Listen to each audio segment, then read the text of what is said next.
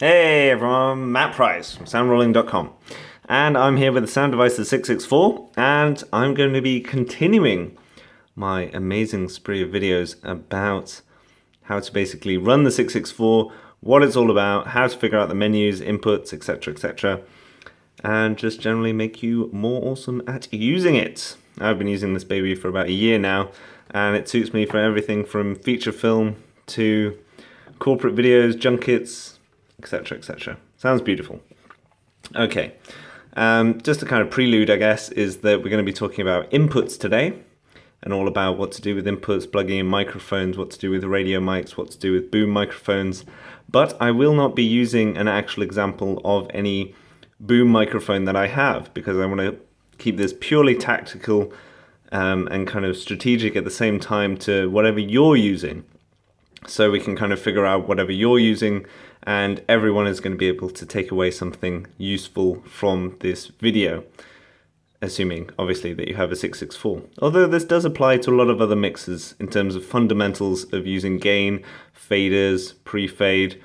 A lot of these functions are all on the high-end kind of mixer sections. So let's dive in. Again, just to kind of recap on the inputs, we have the old 3-pin XLRs.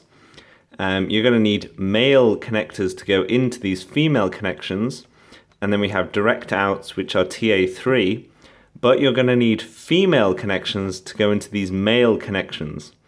And male connections have the prongs, and female connections have the holes. Beautiful, isn't it? We also have here a Slate Mic, and the Slate Mic, as well as the one that is inbuilt here, labeled mic, so that's what you should be talking into if you use the Slate Mic function here. You can also plug in your own, so if this is on a cart scenario, if this is too far away, or you want it closer, sounding better maybe, you can plug into that TA3 there as well. And of course you can get TA3s to XLRs, so you can then use a normal XLR to plug into any microphone. We also have two headphone inputs that we can kind of listen to, outputs I should probably say. My top one is broken, and this one is usually just a 3.5 millimeter jack connection, like your normal headphones. But unfortunately, the nut does get loose, especially in a bag scenario, and you'll kind of find, especially with the petrol bag that I've been using for a while, that will eventually just break. I mean, it's kind of inevitable. It's slightly poor design on the bag, unfortunately, but I do find the full kind of 1/4 inch jack, but with an adapter, works just as well and is kind of really strong and rugged and kind of in the right position for the bag to work. Okay, so we know that we're going to be plugging in both boom mics and XLRs. Generally, you're going to be plugging your boom, or at least your first boom, if you're running more than one, into either 1 or number 6 here.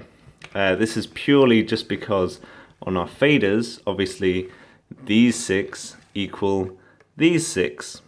So it's usually easy to remember if your boom is on 1 or 6. Generally 1, I have to say, from all the mixers that I've spoken to and my own personal preference. But yeah, just good to know. You can have it wherever you want really, but most editors will expect a boom to kind of be on the first track, generally. So let's turn this on.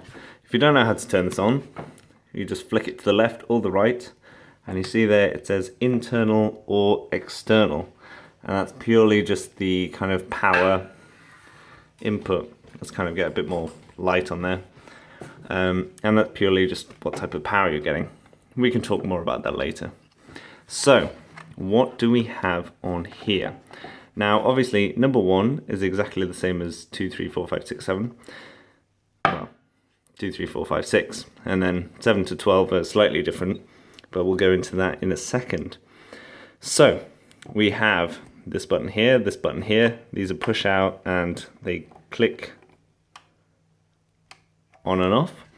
And also we have this button up here, left to right or center, and we have this pre-fade listen or this menu option, as you can see demonstrated over here.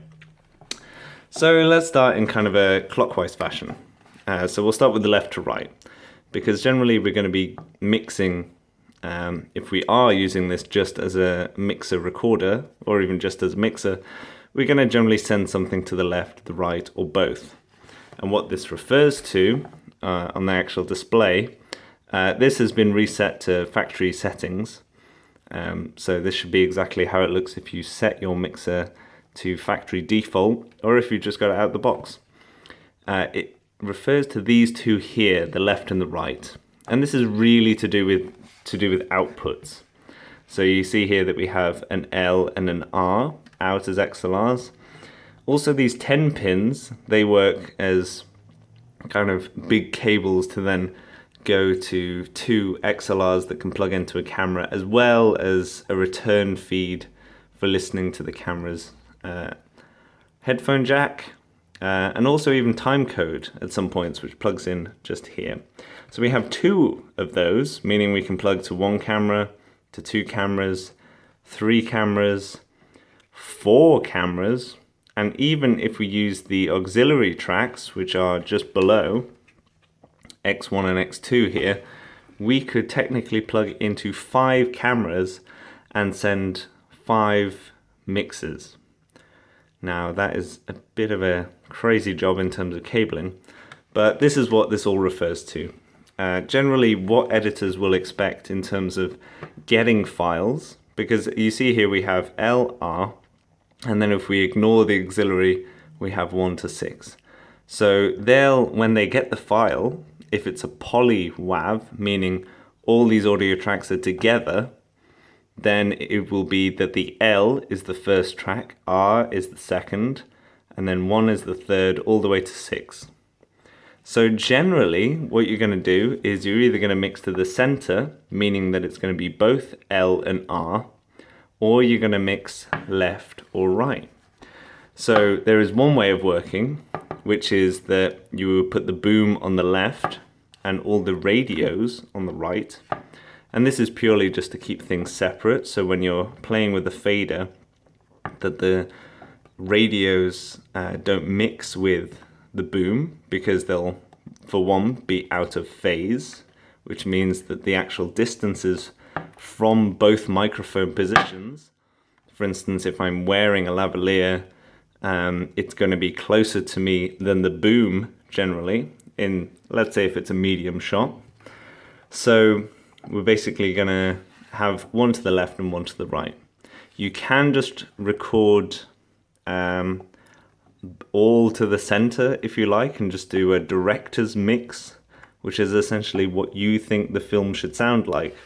So if there's lots of people with lavaliers on, but you want to give it some kind of space, then you would add the boom in there, because the boom would be on point, but it would give you more of that kind of reverb, which obviously post-production would just add in post, because they have a lot more control.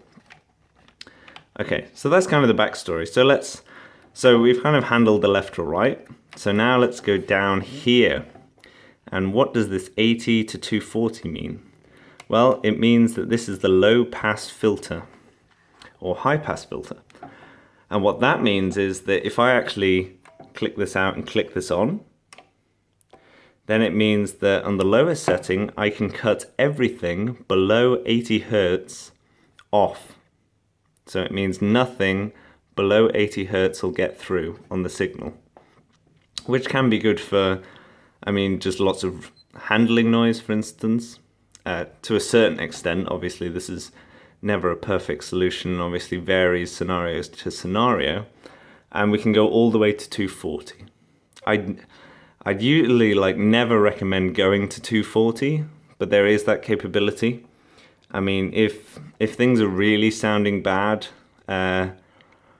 taking into consideration that obviously wearing headphones have a kind of boosting presence in the low end frequencies, it might be safer to kind of just have this on 80 and then just take off more in post-production, because you might not be able to properly judge because you're not in a perfect studio environment.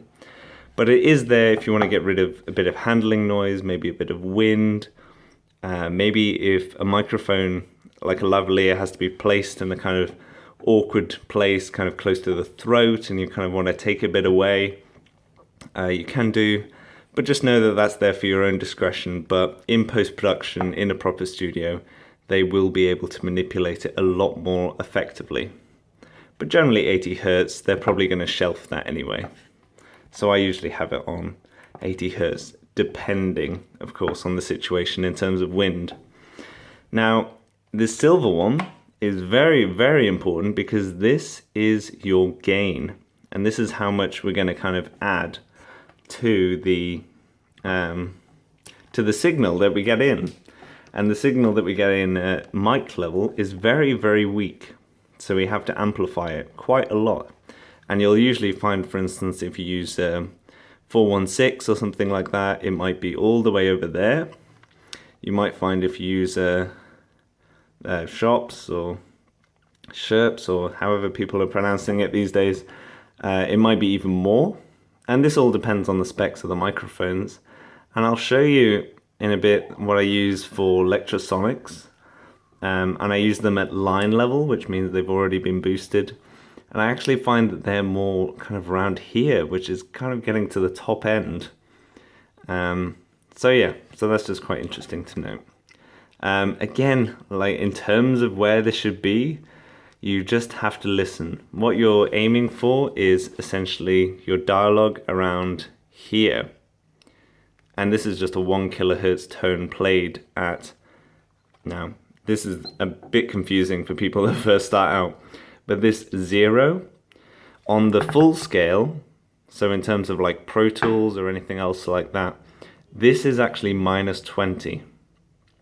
Okay, so by full scale I mean 0, anything over 0 is clipping, as in going too far. Whereas on this scale, 0 is -20, and so +20 of -20 is 0. And so therefore we would assume 0 line on dBFS, which is decibels full scale, is over here. So you should generally be aiming for your dialogue to be around the kind of 0 line and kind of not going less than -10 for things like whispering or anything like that.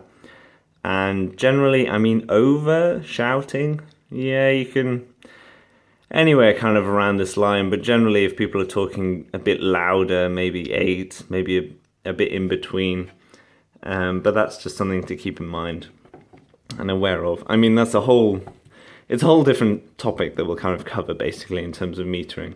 But just so you're aware, you want to generally have your fader at 0 and then be setting the gain, because generally you'll be monitoring, like here, L and R stereo, you'll be monitoring your left and right first, and that will be controlled by the fader.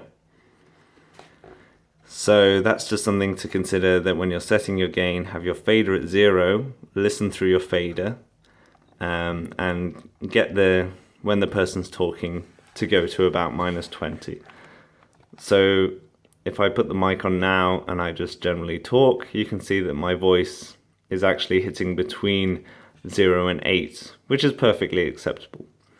Incidentally, just quickly covering this kind of metering, is that the full bars represent VU, which is kind of a really slow scale in terms of measuring sound intensity, whereas peak is the highest level of the highest frequency measured. So this is more the scale for your ears in terms of the full bar, and technically this is the highest frequency at the highest level. So this is the first thing that is going to clip, basically. And considering that the mic is quite far away, you can see that the internal mic I've set to be quite sensitive. So obviously when I'm in my bag, it's quite easy to hear my notes, basically, which is quite good, because this doesn't need to be amazing quality. But obviously that's just for illustrative purposes.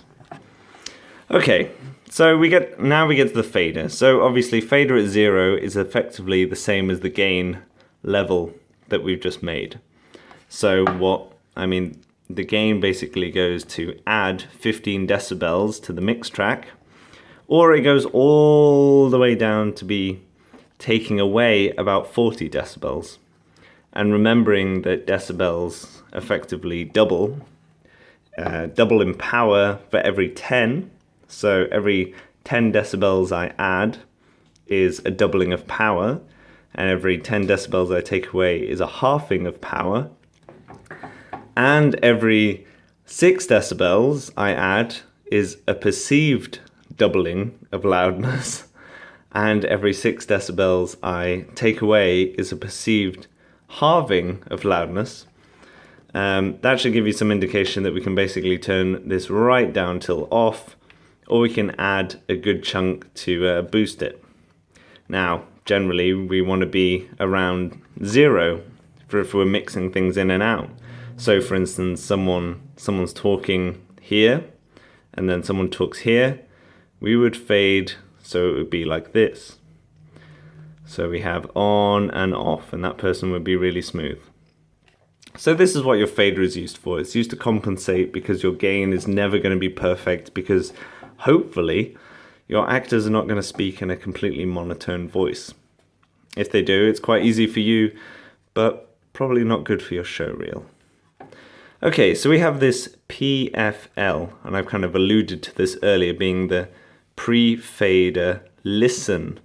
So this is effectively listening to just the gain of whatever channel you're doing, remembering that these are multiples, effectively.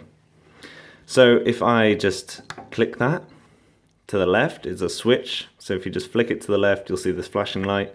That means pre-fade listen is on.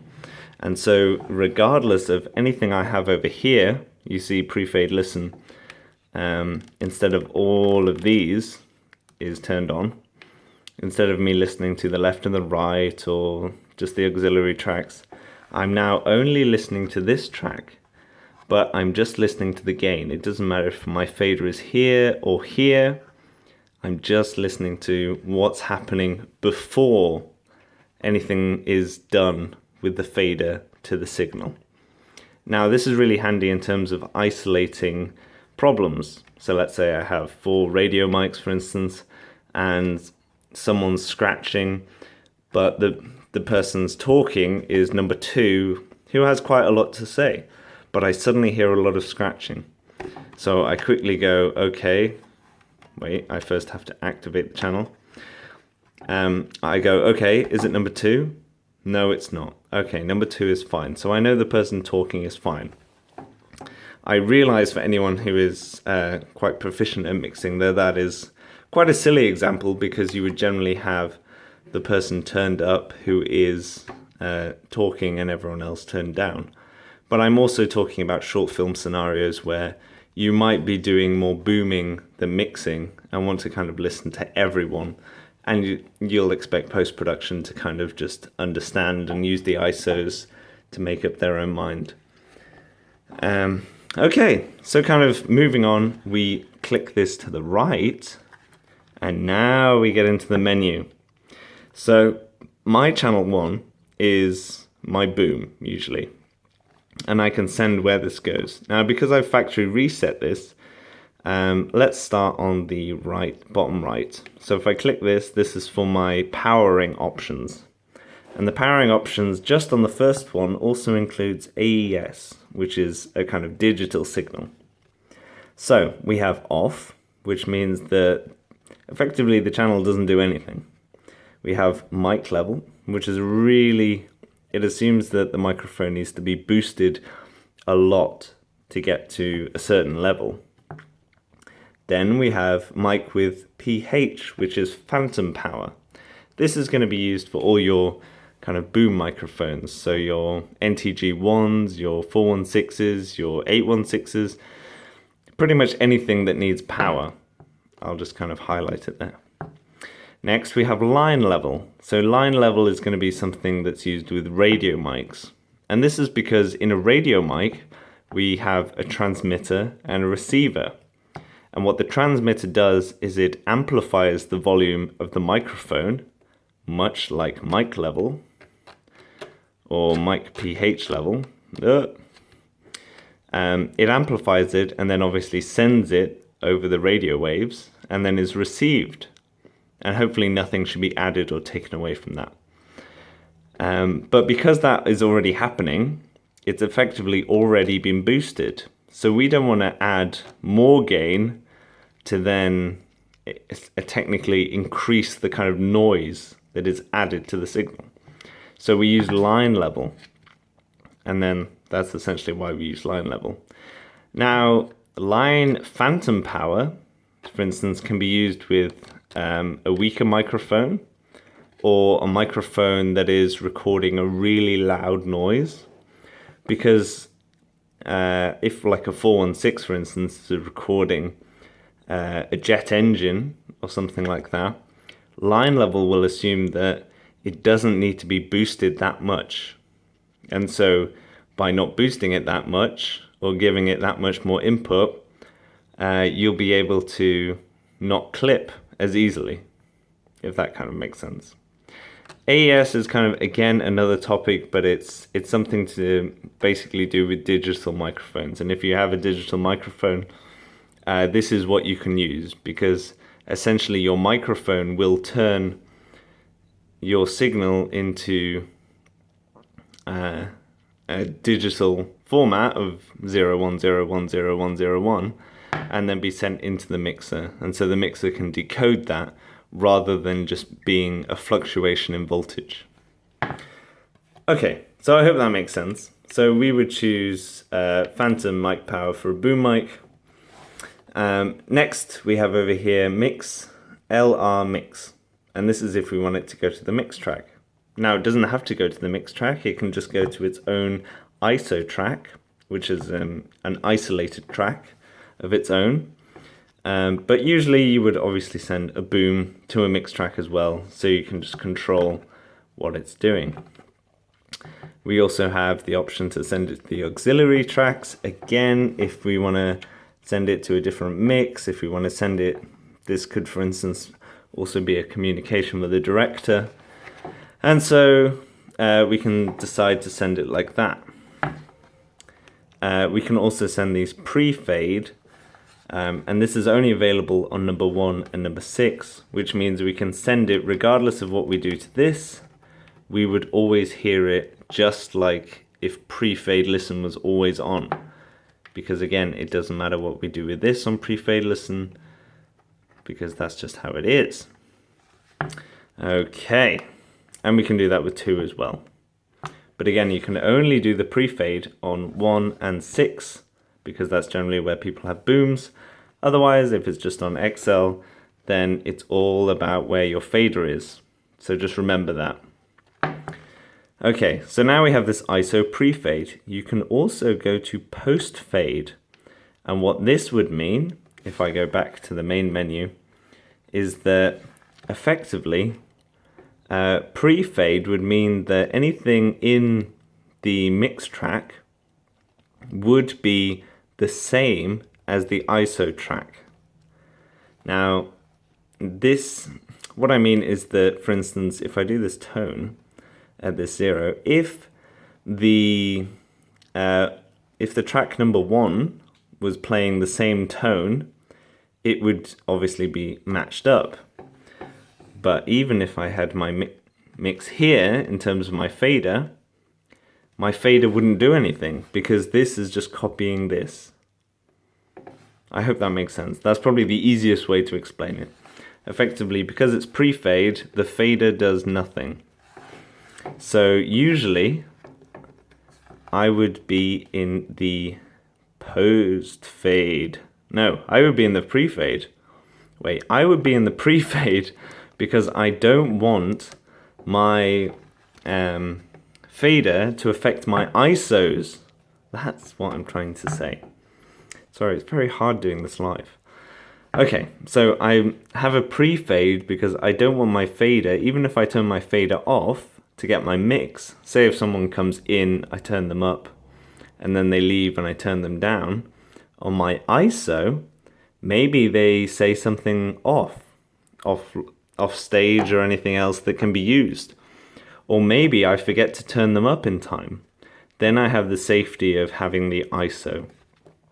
Now there's a few different ways that obviously other mixers do things. For instance, a lot of people can have post fade, and so they would literally not have a mix track, and all their ISO tracks would be essentially a mix track of themselves. So if a person comes on and speaks, then they would be recorded, and as soon as they left, they would be off.